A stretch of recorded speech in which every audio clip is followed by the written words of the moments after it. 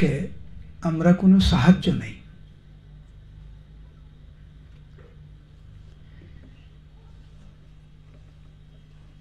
সাহায্য নিতে সবাই রাজি থাকে, তাই না?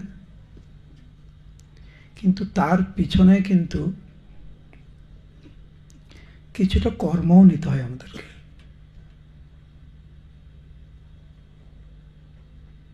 কেউ আপনাকে কোনোভাবে সাহায্য করলো, কেউ আপনাকে প্রসাদ পাওয়ালো, কেউ আপনাকে ডোনেশন দিল, কেউ আপনাকে অন্যান্যভাবে বিভিন্নভাবে আপনাকে সাহায্য করছে। যদি কৃষ্ণ ভক্তিতে আমরা দৃঢ় না হই, ওইগুলো কিন্তু হজমও করতে পারবো না আমরা।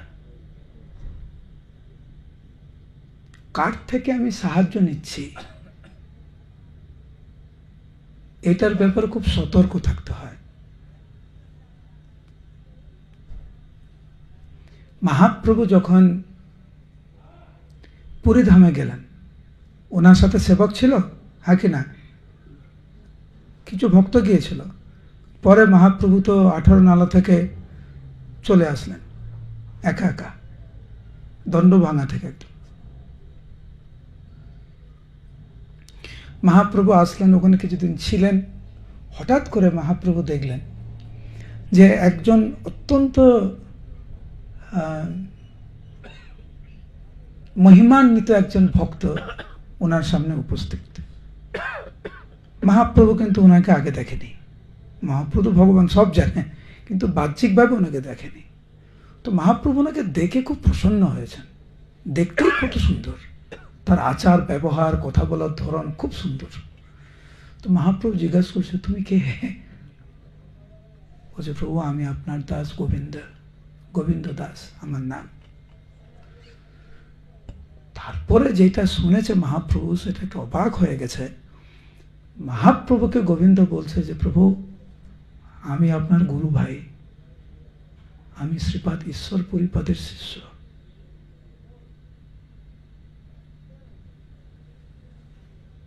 আর গুরুদেব যখন এই জগৎ থেকে যখন চলে যাচ্ছিলেন, সিদ্ধি প্রাপ্তি কালে গোসাই আজ্ঞা কইল মোরে, কৃষ্ণ চৈতন্য নিকট রহি সেবহ তাহারে।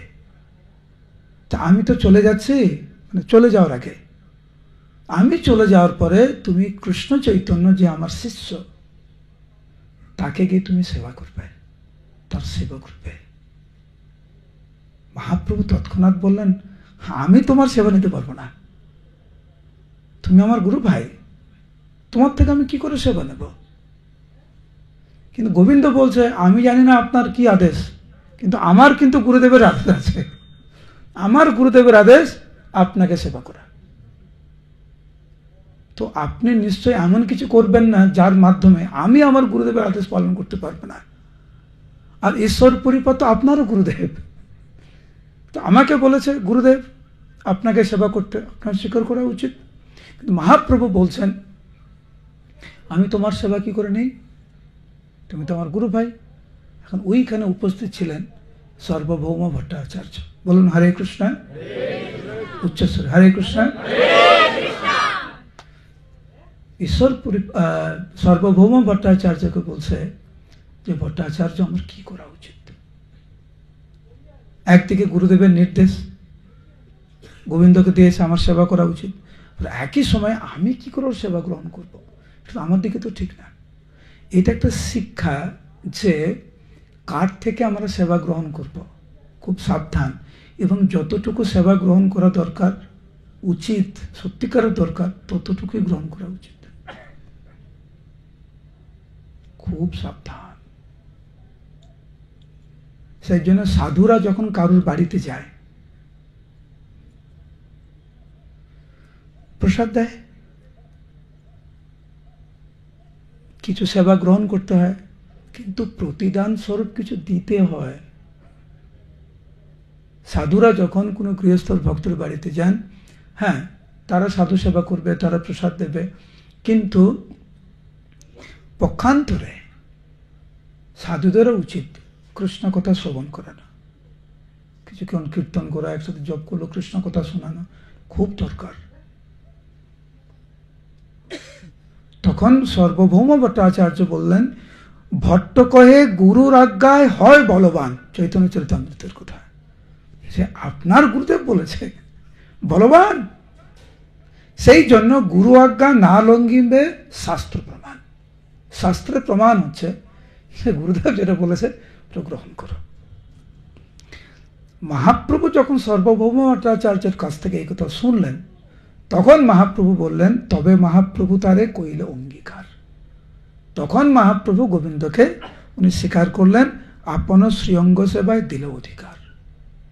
কিন্তু মহাপ্রভু সেবা গ্রহণ করেছেন গোবিন্দের, কিন্তু মহাপ্রভু যখন ভক্ত হিসাবে যখন সেবাটা গ্রহণ করছে অত্যন্ত বিনম্র চিত্তে।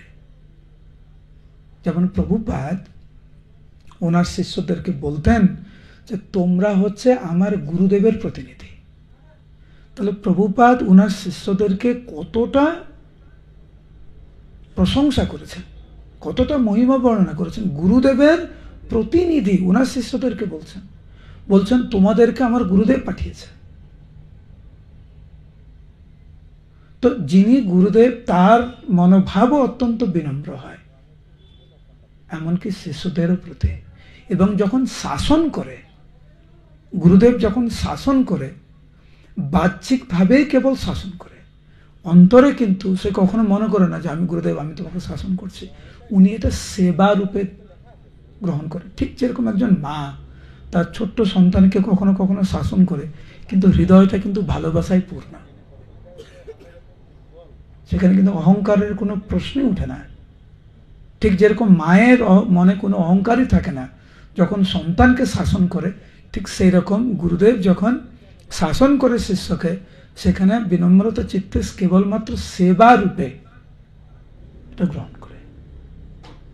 আরেকটা লীলা বলছি, মন দিয়ে শুনুন।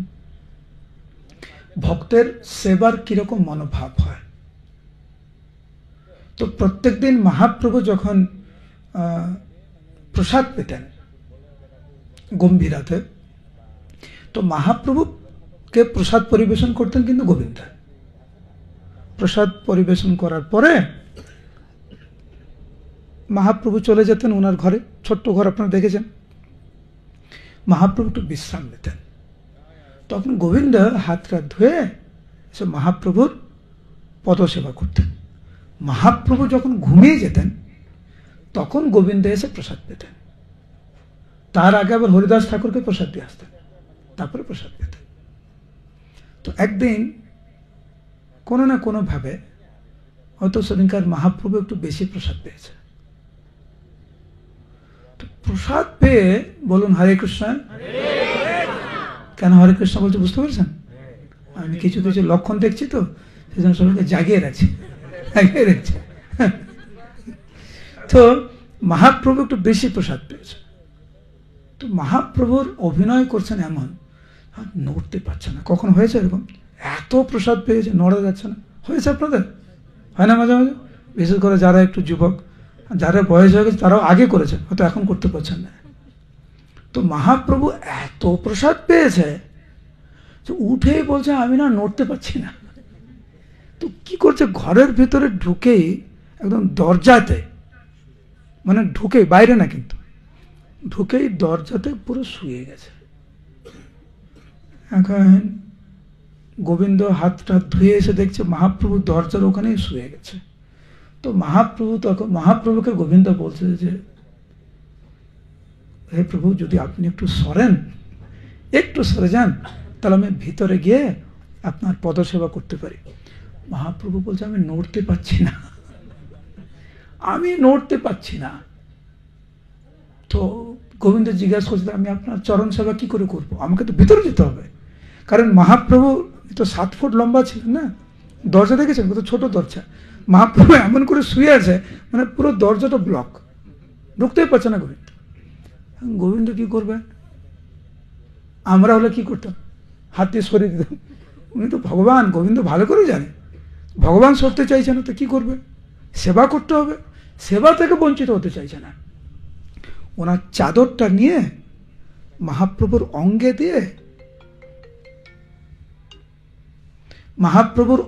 দিয়ে গোবিন্দ ডিঙিয়ে গেছে, মহাপ্রভু কিচ্ছু বলেনি। তো ডিঙিয়ে গিয়ে উনি সেবা করছে। তবে গোবিন্দ বহির্বাস তার উপর দিয়া ভিতর গিয়া গেলা মহাপ্রভুর লাগিয়া পাদ সম্ভাষণ করিল, কোটি পৃষ্ঠ চাপিল, মধুর মর্দনে প্রভুর পরিশ্রম গেল। এত সুন্দর করে মানে পদসেবা করছে যে মহাপ্রভুর সমস্ত ক্লান্তি চলে গেছে। সুখে নিদ্রা হইল প্রভুর, গোবিন্দ অঙ্গ চাপে চাপে অঙ্গ, দণ্ড দুই বই প্রভুর হইলা নিদ্রাভঙ্গ। মহাপ্রভুকে এত সুন্দর সেবা করেছে, মহাপ্রভু ঘুমিয়ে গেছে। তো অনেকক্ষণ পরে যখন মহাপ্রভু যখন জেগে উঠেছে, দেখছে গোবিন্দ পাশে বসে আছে।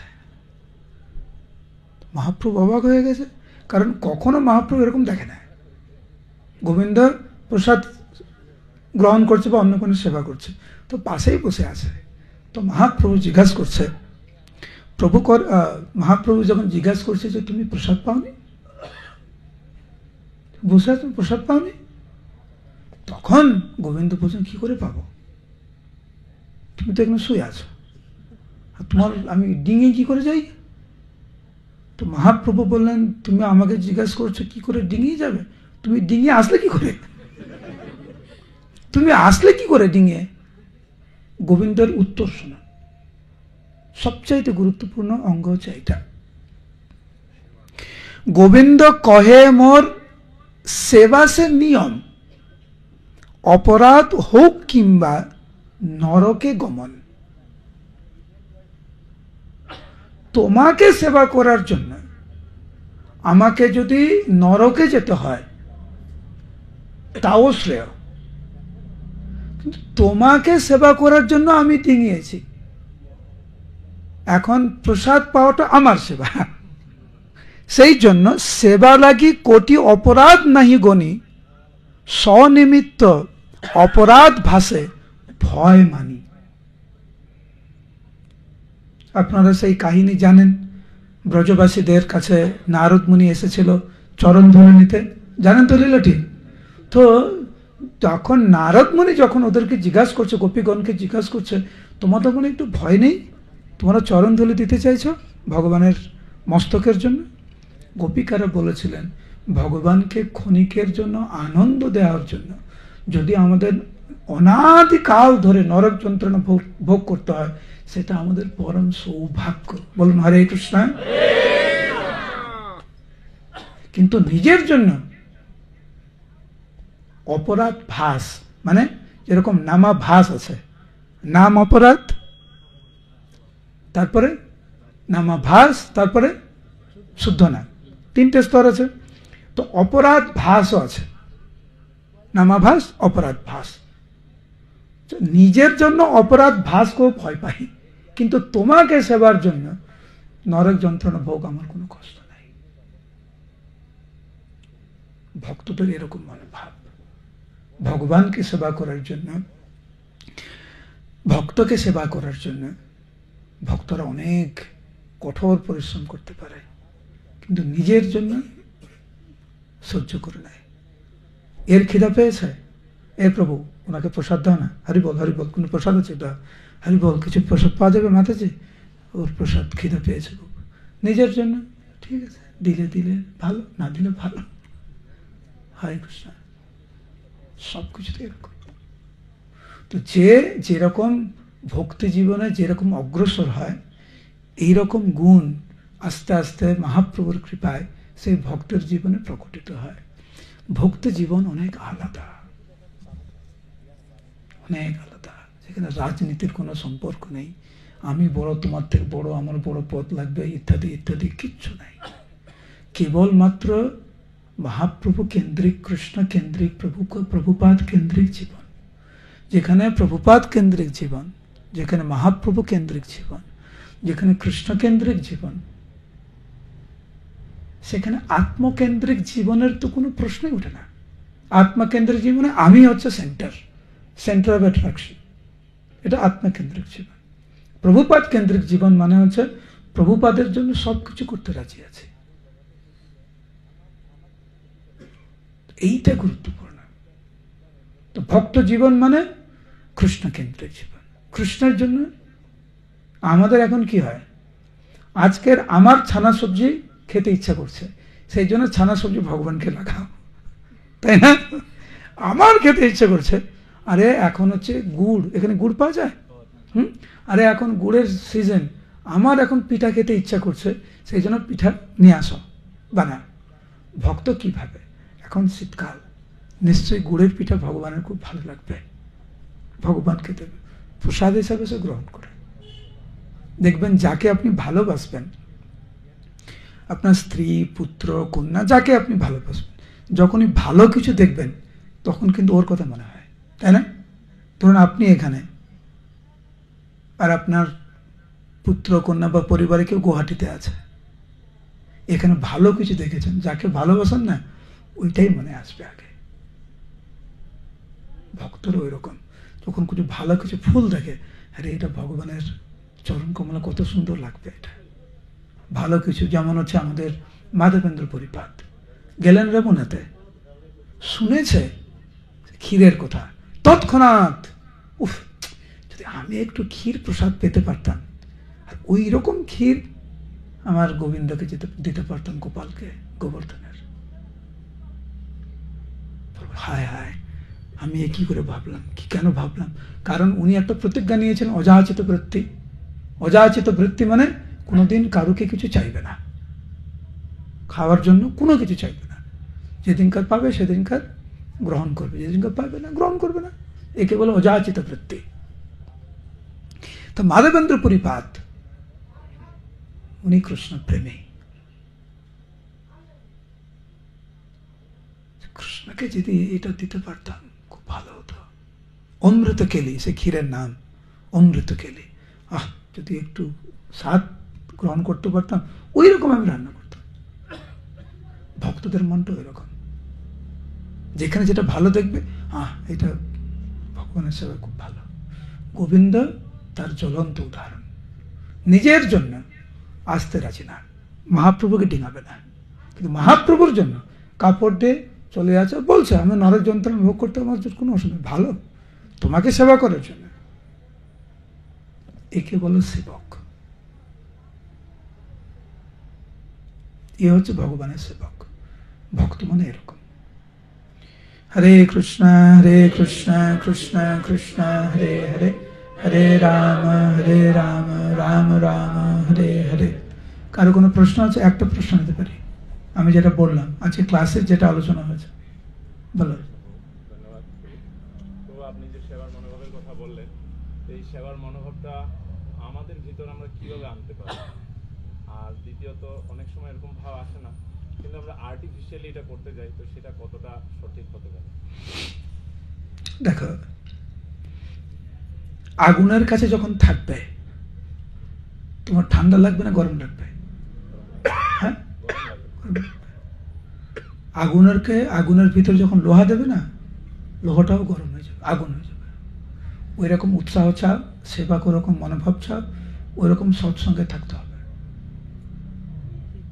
এক সৎসঙ্গ পাবে কোথায়? এক সৎসঙ্গ পাবে তো বাহ্যিকভাবে কোনো ভক্তের। এখন যে গোবিন্দের কাহিনী শুনলে অনুপ্রেরণা লাগছে, এটাও একটা সঙ্গ। তো শ্রবণের মাধ্যমে সঙ্গ পাই আমরা ভালো ভক্তদের। এখানে কারা কারা মহাপ্রভুর সেবক বলুন? হরে কৃষ্ণ বলুন একবার, বাস বাস একবার। কারা কারা মহাপ্রভুর সেবক, গোবিন্দ প্রভুর সাথে কাদের কাদের দেখা হয়েছে? হাত তুলুন একবার। দেখা হয়েছে? কবে দেখা? আমি বলছি কি, 500 বছর আগে মহাপ্রভুর সেবকের সাথে, গোবিন্দের সাথে আমাদের সান্নিধ্য হয়তো হয়নি, কিন্তু শ্রবণের মাধ্যমে কিন্তু আমরা পাই। তো ভালো ভক্তের সান্নিধ্য আর ভালো ভক্ত সম্পর্কে শ্রবণ করা হচ্ছে, ওই উৎসাহটা পাবে। এক। দ্বিতীয় হচ্ছে আর্টিফিশিয়াল। হাত তুলবেন তো কারা কারা মঙ্গলারতিতে উঠতে, ভোর 4টের সময় উঠতে খুব আনন্দ পান? হাত তুল। খুব আনন্দ পান? ও আপনাকে আমি প্রণাম করছি, আমি ভগবানের কাছে প্রার্থনা করি ওরকম ভাব যেন আমার আসে। বেশিরভাগ এটা কর্তব্যের খাতিরে করে। কতজন হৃদয় দিয়ে অপ্রাকৃত আনন্দে হরি বল, এখন 3:30 বাজে, হরি বল আমি ভগবানকে দেখবো, কয়জন? কতজন 16 মালা জপ করে অধীর আগ্রহে অপ্রাকৃত আনন্দিত চিত্তে, কয়জন জপ করে? কয়জন ভক্ত অপ্রাকৃত আনন্দে ভাগবত ক্লাসে বসে থাকে, কিছুক্ষণ পর পর ঘড়ি দেয়, আর কতক্ষণ আর কতক্ষণ, তাই না? কিন্তু বসছি তো।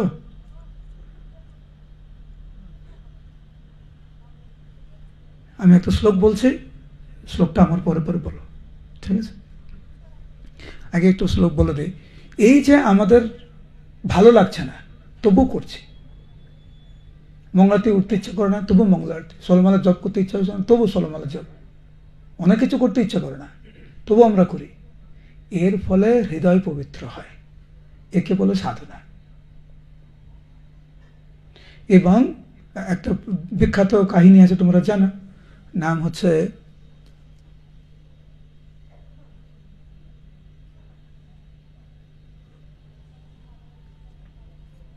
ভুলে গেছে। প্রভুপাদের একজন শিষ্য একদম প্রথমেই মানে তখন প্রভুপাদ তখন মনে হয় দীক্ষা দেওয়া মানে শুরু করেনি, 26 সেকেন্ড অ্যাভিনিউতে প্রভুপাদ যখন ক্লাস দিতে আসতেন সবাই প্রণাম করত, একজন ভক্ত প্রণাম করে না প্রভুপাদকে। ও বলছে আমি প্রণাম করতে চাই না, আমার অনুভব হয় না, আই ডোন্ট ফিল লাইক, তুমি যেরকম বলছো না কৃত্রিম আর্টিফিশিয়াল, আমি আর্টিফিশিয়াল হতে চাই না, আমি রিয়েল হতে চাই। ও প্রণাম করে না। যেহেতু ও প্রণাম করে না আর সবাই প্রণাম করে, অন্যান্য ভক্তর উদ্যোগে একটু অন্যরকম তাকায়, এরে এ প্রণাম করছে না, তখন ও ভাবছে আরে আমি প্রণাম করি না, সবাই আমার থেকে কেমন তাকাচ্ছে, এর একটা উত্তর দরকার। তো পরের দিন যখন প্রভুপাদ এসছে ক্লাস দিতে, ক্লাস দিয়েছে, ক্লাসের পরে প্রভুপাদ জিজ্ঞাসা করছে কারো কোনো প্রশ্ন আছে? ওই ভক্তটা হাত তুলেছে, বলুন হরে কৃষ্ণ, হাত তুলেছে, হাত তুলে বলছে স্বামীজি, তখন তো প্রভুপাদ বলতো না, স্বামীজি আপনি যখন ক্লাস দিতে বসেন সবাই আপনাকে প্রণাম করে, কিন্তু আমি আপনাকে প্রণাম করি না, কারণ আমার অনুভব হয় না, আর আমি আর্টিফিশিয়ালি আপনাকে প্রণাম করতে চাই না, আমি রিয়েল হতে চাই। এটা কি ঠিক আছে? সবাই সবাই জিজ্ঞাসা করছে। আমি আপনাকে প্রণাম করি না কারণ আপনাকে প্রণাম করতে আমি চাই না, আর্টিফিশিয়াল লাগে আমার কাছে, কৃত্রিম লাগে। তো ঠিক আছে? প্রভুপাদ বললেন না, তুমি প্রণাম করো, প্রণাম করতে করতে তোমার অনুভব হবে। Prabhupada said, you pay obeisances, by doing it, the feeling will come. জপ করতে করতে দেখবে একদিন জপের স্বাদ আসবে। এবার শ্লোকটা বলো, চৈতন্য চরিতামৃতের শ্লোক। সাধন ভক্তি, সবাই সাধন ভক্তি হইতে হয় রতি হৃদয়। বুঝতে পারলে মানে কি? সাধন ভক্তি হইতে হয় রতি হৃদয়, মানে সাধনা করতে করতে করতে করতে তখন রতি আসবে। এরপরেরটা বলো, রতি গাঢ় হইলে তার প্রেম নাম কয়। তাহলে সাধনা করতে হবে, সাধন ভক্তি করতে করতে রতি আসবে, ও রতিটা যখন গাঢ় হবে তাকে বলে প্রেম। খুব সোজা। আমরা কি ভাবছি? আমরা কৃষ্ণ প্রেম চাই কিন্তু সাধনা করব না, এইটা আমাদের গন্ডগোল। সাধনা না করে আমরা রতি চাইছি, রতি নেই কিন্তু প্রেম চাইছি। আরে আগে করো এটা। মানে কেউ বলছে আমি ওয়া ককে শিখবো না কিন্তু পিএইচডি ডিগ্রি চাই, আমি হয় এবিসিডি শিখবে না কিন্তু পিএইচডি ডিগ্রি চাই। ঠিক আছে? শ্রী প্রভুপাদ কি, শ্রী শ্রী রাধা গোপীনাথ কি, সমবেত গৌর ভক্তবৃন্দ কি, তাই গৌর প্রেমানন্দে হরি হরি বল।